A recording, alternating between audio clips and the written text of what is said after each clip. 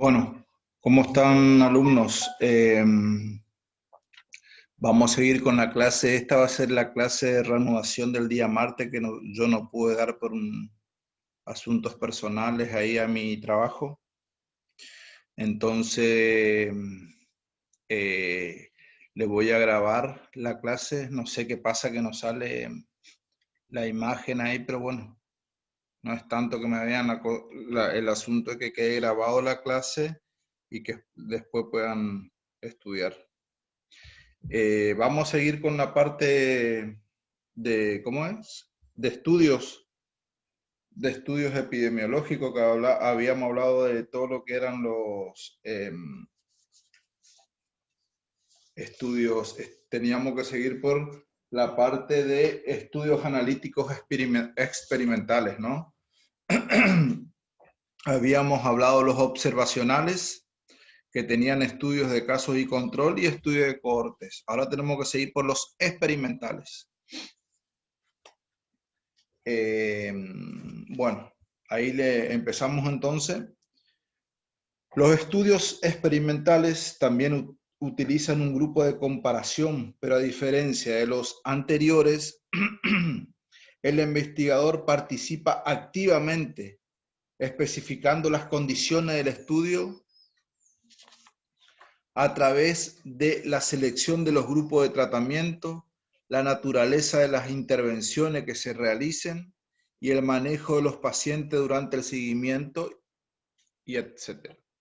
A pesar de que los estudios experimentales permiten un mejor control de potenciales sesgos y factores de confusión, rara vez son factibles cuando se estudian causas de una enfermedad. En esta situación seguramente deberá optar por alguno de los diseños observacionales, que ahí ustedes ya saben cuáles son, que no olvidemos son más susceptibles de presentar errores por presencia de sesgo o factores de confusión, pero que tienen la ventaja de ser éticamente aceptables para el estudio de las causas de las enfermedades. En ocasiones se deseará comprobar los efectos de una intervención específica, por ejemplo, de un programa novedoso para promover el autoexamen mamario, ese es un ejemplo, o bien del uso de una nueva droga para el tratamiento del SIDA. En estos casos, el tipo de estudio más apropiado es el experimental, lo que estamos hablando ahora, en el cual, como mencionamos anteriormente, el investigador tiene un papel activo, pues lleva a cabo una intervención. Entonces, el estudio experimental, en síntesis, es ideal para proporcionar pruebas acerca de relaciones causa-efecto en el tratamiento o prevención de enfermedades. Entonces, ese es un concepto que tienen que saber porque ahí van a saber diferenciar de los observacionales y de los experimentales. Entonces dijimos que el estudio experimental es ideal para proporcionar pruebas acerca de relaciones causa-efecto en el tratamiento o prevención de la enfermedad. La intervención, ahí, o sea, las características que definen a los estudios experimentales son los siguientes: la intervención, el control y la aleatoriedad. Empezamos por la intervención. El investigador manipula de alguna manera a los sujetos que participan de la investigación y modifican el curso de los eventos por medio, por ejemplo, de la administración de un nuevo tratamiento o de una nueva acción preventiva. Esa sería la intervención. Le leo de nuevo. El investigador manipula de alguna manera los sujetos que participan de la investigación y modifica el curso de los eventos por medio, por ejemplo, de la administración de un nuevo tratamiento o de una nueva acción preventiva. El control. En este tipo de estudios se utiliza un grupo control que queda libre de intervención con el fin de comparar sus experiencias con la del grupo en estudio. Idealmente, los que participan en la investigación, sujeto e investigadores, deberían desconocer a qué grupo están asignados estos, lo que se llama ensayo doble ciego. Ahí seguimos con la aleatoriedad. Se refiere a que el investigador asigna a los sujetos a un grupo control o de intervención por medio de aleatorización o de una asignación realizada al azar. Los estudios experimentales son útiles para demostrar los efectos benéficos o de protección de ciertas intervenciones. Sin embargo, no deben ser utilizados para demostrar que un agente determinado es causa de una determinada enfermedad. Sería poco ético dividir a un grupo de personas para que algunos sean expuestos a un factor de riesgo y otras no. Entonces, la aleatoriedad se refiere a que el investigador asigna los sujetos a un grupo control o de intervención por medio de la aleatorización o de una asignación realizada al azar. Los estudios experimentales son útiles para demostrar los efectos benéficos o de protección de ciertas intervenciones. Sin embargo, no deben ser utilizadas para demostrar que un agente determinado es causa de una determinada enfermedad. Sería poco ético dividir a un grupo de personas para que algunas sean expuestas a un factor de riesgo y otras no. En los dos tipos más conocidos de estudios experimentales son los ensayos clínicos y los ensayos comunitarios.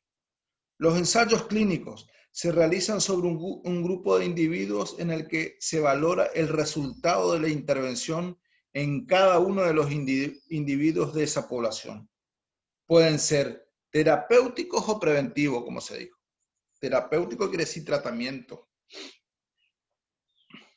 En el primero de los casos, el estudio se realiza en un grupo de pacientes con una enfermedad determinada con el fin de constatar la habilidad de la intervención terapéutica para disminuir síntomas, prevenir recurrencia o disminuir el riesgo de muerte por esa enfermedad. En los ensayos clínicos preventivos, lo que se evalúa es la habilidad de una determinada intervención para reducir el riesgo de desarrollo de una enfermedad dada en individuos sanos. Un ejemplo, los ensayos clínicos terapéuticos es el que demostró la eficacia de la penicilina en el tratamiento de la sífilis. Ese sería un ejemplo si se le llega a preguntar de ensayos clínicos. Entonces, en los ensayos comunitarios se aplica una intervención en una comunidad y se mide su resultado observando la comunidad en su totalidad. Estos últimos siguen los principios generales de los experimentos, pero poseen ciertas características de orden general. A. Se utilizan para evaluar resultados de programas como los de vacunación. B. El ensayo se interesa por una población en parte sana que no siempre está dispuesta a colaborar. C. La población no es fija. Es frecuente que una serie de individuos no sigan el programa, no se presenten a la evaluación de los resultados o abandonen durante el desarrollo del ensayo. La evaluación del ensayo no solo incluye la eficacia de la intervención, sino también su costo-beneficio y cumplimiento por parte de la población. Los estudios que evaluaron la eficacia de la mamografía como screening para el cáncer de mama son un ejemplo de ensayos clínicos preventivos. Exactamente. Eso lo que te quiere decir que es prevenir una enfermedad. La mamografía no te va a curar, no es un tratamiento. Los ensayos comunitarios más utilizados son los que evalúan la eficacia de programas de inmunización, como las vacunas. Eso es lo que te quiere decir entonces. Que ahí ya tienen que entrar más individuos, más personas, más pacientes. Bueno, ¿cuándo realizar un estudio experimental? Si lo que se desea es probar la eficacia de una droga o de una acción preventiva en un grupo de individuos, entonces se realizará un ensayo clínico. El ensayo clínico ideal es aquel que es controlado, aleatorizado y doble ciego. Acuérdense de eso, que también es pregunta de examen. El ensayo clínico ideal es aquel que es controlado, aleatorizado y doble ciego. ¿Qué significa cada uno de estos términos? Controlado, utilización de un grupo control. Aleatorizado, asignación al azar del sujeto en el grupo experimental o en el grupo de comparación. Y doble ciego, tanto el que indica el tratamiento como lo que recibe, desconocen si el sujeto recibe la intervención o el placebo. El procedimiento disminuye fuentes potenciales de sesgo. Claro, el doble ciego es que se le da a un grupo, se le va a dar un placebo. Van a, por ejemplo, algo diciéndole que es ibuprofeno, pero es un placebo, no es. Y al otro grupo sí le van a dar el ibuprofeno. Y bueno, por ejemplo, para ver si bajó la fiebre o paró el dolor, mejor dicho, el dolor de cabeza, la cefalea, al grupo que tomó el placebo y al grupo que tomó la droga. Y ahí se ve, se compara. Ese es el famoso doble ciego. Estos estudios implican la puesta a prueba de un tratamiento clínico, la asignación generalmente aleatoria de los sujetos al grupo experimental y al grupo de comparación, la obtención de información sobre los resultados del tratamiento en los sujetos de todos los grupos, la comparación e interpretación de esos resultados con el fin de evaluar la eficacia de la intervención en cada uno de los grupos de estudios.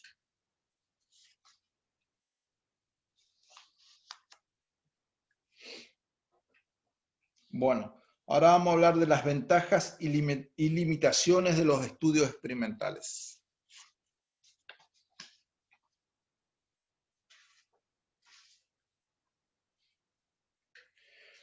Ventajas de los estudios entonces experimentales.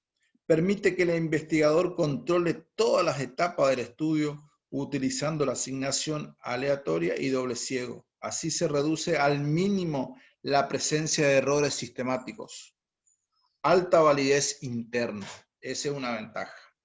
El segundo, constituye el método más poderoso disponible para probar las hipótesis acerca de las relaciones de causa-efecto con relación a tratamiento y prevención.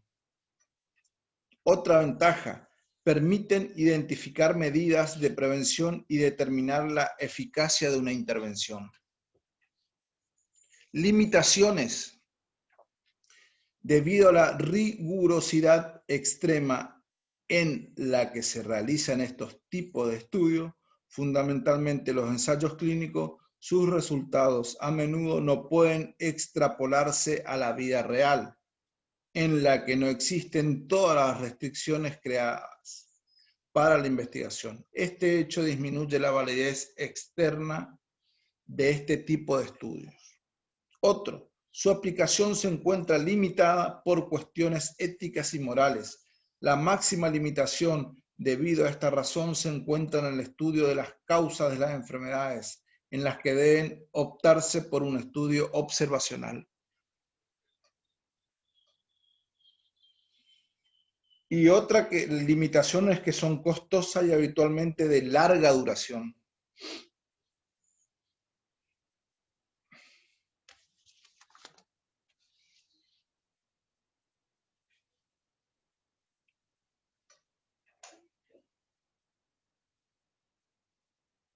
Bueno, después ahora hablamos un poquito de todo lo que son investigaciones operativas. Y ahí terminamos con este capítulo. No podemos cerrar este módulo sin hacer una consideración particular sobre las investigaciones operativas. Estas surgen como modalidad de investigación de desarrollo reciente cuya finalidad inmediata apunta a la resolución de problemas concretos. La investigación operativa consiste en la aplicación de métodos analíticos para orientar la toma de decisiones entre diferentes cursos de acción posibles para el logro de objetivos específicos. Dicho de otra manera, este análisis permite determinar qué curso de acción tiene mayor probabilidad de alcanzar los objetivos de la manera más eficiente posible. Las características fundamentales de este tipo de investigación son orientación prospectiva, es para ver qué se hace a futuro. Enfoque hacia la toma de decisiones, no se limita a producir conocimientos. Y análisis sistémico para encontrar la solución óptima. Propone la mejor salida posible entre las existentes.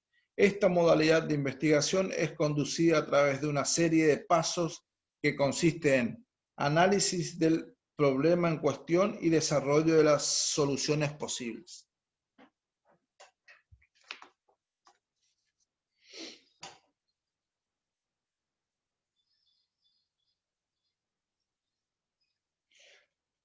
Bueno. La investigación operativa es en gran parte un medio de explicitar un proceso lógico de pensamiento que mucha gente persigue al tratar de tomar decisiones. Bueno, acá terminamos con el segundo módulo de epidemio, que era todo lo que era epidemiología básica y vigilancia de salud, ¿no? Y bueno, y los métodos, todo de estudio, todo lo que hablamos más o menos, los conceptos de epidemiologías, que va tomado de la bioestadística, que las dos son como hermanas y todo eso tienen que ir sabiendo, ¿saben? Ahora vamos a entrar a otra parte de la epidemiología, que sería el tercer módulo, que sería la cuantificación de los problemas de salud. Esto habla de plan de estudio. Acá hay que saber más qué es una variable, varias cositas que... Y después muchas, ¿cómo es?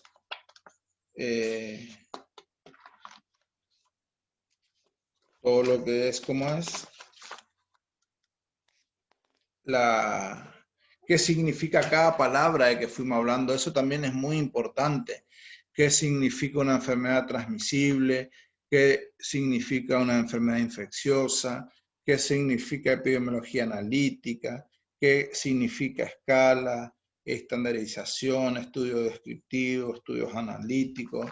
Todo eso también estudios transversal. Eso a lo último ahora... capaz que eso le dé primero que esta otra parte de la tercera, ¿saben? Así que vamos, le voy a terminar con eso, con todo lo que son esos conceptos, que es muy importante en esto, más para ustedes, para el examen. Acá estoy buscando bien porque tengo varias hojitas. Son todos conceptos, o sea, palabras que hablamos en estos dos módulos que vimos. Y tienen que saber, ¿saben? Sí o sí. Acá estoy separando las hojitas, bueno, ahí le voy a ir diciendo, igual eso le voy a dejar después para que estudien esto acá, para decir nomás que estamos dando la clase, porque después van a tener que leer igual esto.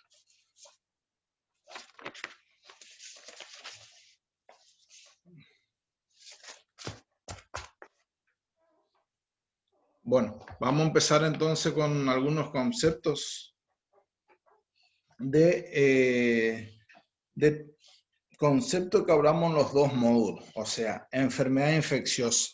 ¿Qué es una enfermedad infecciosa? Todos estos conceptos hay que saber en epidemiología, ¿saben? No hay que leer. Yo estoy inventando acá. Creo que esto es lo más importante, que ustedes sepan, más que, obviamente, no hacer un trabajo de epidemiología, porque eso lleva mucho tiempo y esto me interesa mucho que sepan. Entonces, una enfermedad infecciosa es la que deriva de la presencia de un agente infeccioso, sea transmisible, ejemplo, el sarampión, la rubiola, la varicela, o no. Ejemplo, una infección urinaria que no es transmisible, ¿saben? Entonces hay que saber dividir en la enfermedad infecciosa.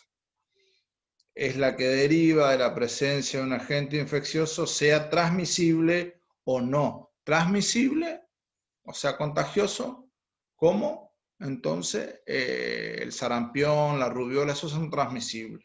Y los no transmisibles, por ejemplo, una infección urinaria, esas cosas. Muchas veces incluyen en este grupo las enfermedades ocasionadas por productos de los agentes infecciosos, toxinas, como por ejemplo el botulismo o la diarrea por toxina estafilocócica, por el Staphylococcus aureus, y el que te habla de la toxina es por el botulismo, que es el Clostridium botulismo. Acuérdense que era una bacteria. Y el Staphylococcus aureus que produce también es una bacteria, un coco gram positivo. Acuérdense de eso. Entonces, enfermedad transmisible, enfermedad producida por un agente infeccioso o sus toxinas que llegan a un individuo susceptible por transmisión desde otro individuo infectado, animal o reservorio. Animal o insecto o lo que sea. Puede ser una vinchuca, puede ser un mosquito, cualquier cosa. Acuérdense de eso entonces. Ahí ya tenemos dos conceptos. ¿Qué es una enfermedad infecciosa y qué es una enfermedad transmisible? La enfermedad infecciosa tenemos que saber que se divide en transmisible y no transmisible. La transmisible, un ejemplo, sarampión. Un ejemplo, la no transmisible, una infección urinaria. Y ahí dice que muchas veces incluye en este grupo las enfermedades ocasionadas por productos de agentes infecciosos como toxinas. Que ahí tenemos, por ejemplo, el botulismo o la diarrea por toxina del Staphylococcus aureus. El del Staphylococcus aureus muchas veces se ve en los helados, cuando descongelan los freezer, las heladerías. Ahí es un peligro que se haya esta bacteria, el Staphylococcus aureus. Por eso produce gastroenterocolitis en los pacientitos, vómito, diarrea. Y como hablábamos del botulismo, era todo lo que era cosas enlatadas, vencidas, las latas abolladas, medio arrumbrada, medio salido el color, todo eso nunca elijan en los supermercados. Y ahora le dije enfermedad transmisible. Como le dije recién, enfermedad producida por agente infeccioso o sus toxinas que llegan a un individuo susceptible por transmisión desde otro individuo infectado, animal o reservorio. Ahora vamos a epidemiología analítica. Parte de la epidemiología que se ocupa del estudio de la determinantes de la enfermedad. Su principal característica radica en la utilización de un adecuado grupo de comparación o grupo control. Eso sería la epidemiología analítica. Después, error. Toda diferencia entre el valor medido, observado o calculado y el verdadero valor. Al realizar cualquier estudio epidemiológico puede cometerse tres tipos diferentes de errores. Errores de medición, inherente a la presencia de un instrumento de medida.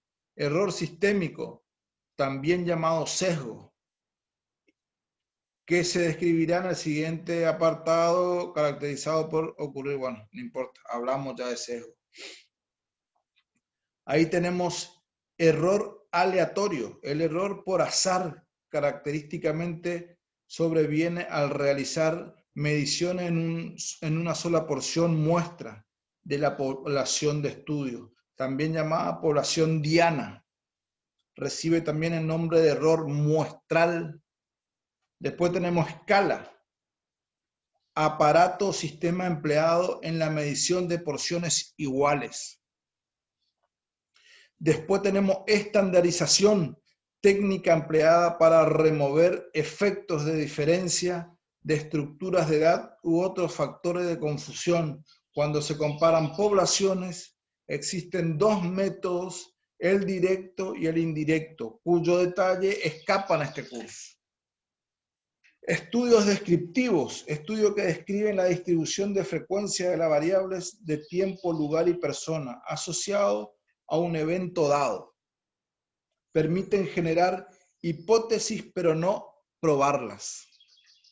Estudios analíticos, estudios que identifican o miden los efectos de diferentes factores de riesgo sobre la salud, examinan o miden asociaciones y evalúan hipótesis sobre asociaciones causales. Su característica saliente respecto del diseño es el que emplean grupos de comparación. Estudio de casos y controles, estudio analítico observacional en el que el grupo de estudio de control son definidos de acuerdo a la presencia o no de la enfermedad.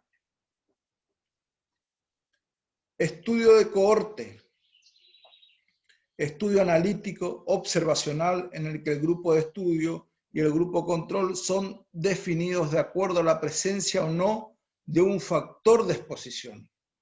Y acá le digo el último, hago un descanso y sigo.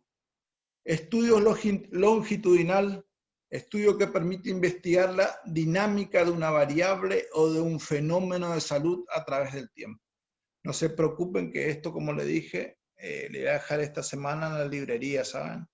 Sí, para que vayan leyendo todo esto. Bueno, ahí doy un descanso y sigo.